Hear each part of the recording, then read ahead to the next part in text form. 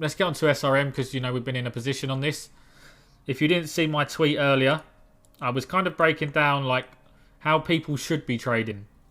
You know, and I'll break it down now why the things are here. So basically, on the 4 hour, I was looking for, you know, this is a key level, 304, like 3.04 to 3.1. We know that was a key level. Oh, snap. Yeah, I don't have my webcam on. Sorry, boys and girls. The ugly face here. So, you know, we was looking for this area to essentially flip and hold. We had the big impulse, you know, weren't in a rush to catch that. So we get the impulse, and then what we get is a huge buyback on the 4 hour. Yeah. Once we see that, it's telling us that someone is, you know, willing to buy all of that and get it back above support, and then the next 4 hours also, you know, leading to be strong. So then, you know, I'm happy to take my position, put my stop below the wick, and play it out. Next level, we know just on the past that is going to act as some sort of resistance here. We've seen price action around it, impulse through it, and then lost it.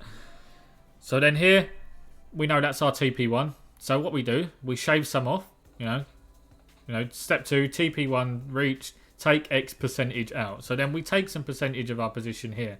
Then from here, we get the bounce off it back down to support. We add back onto it. There's no reason for us to exit the position because it's back at our entry, because the setup is still valid. This was a very big level to flip here. This was a big level to flip, and I'm happy that it did. So I'm happy to play off this until it loses it. So then I add back onto my position, and then we get another impulse up to the TP1 again.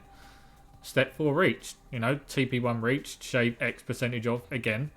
You know, took that off, and then what we get is the impulse up, and then TP2 was reached, and then we treat ourselves again. And now what we're looking at is, can we get, you know, the big move? We've had almost like a blow off on the 4 hour. So this, you know, we have to see how this plays out, but this could end up deviating. We may see that this deviates. We don't know yet, but this may do that and come back down to this area. And then what we do, we see if this starts to hold 3.25 area, and it starts to hold, then we add back onto our position again. And then when that happens, you know, we add onto here.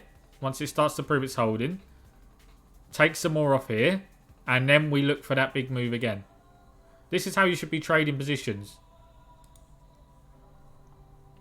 You know, this is what trading is. It's adding and scalping. You've got a good setup.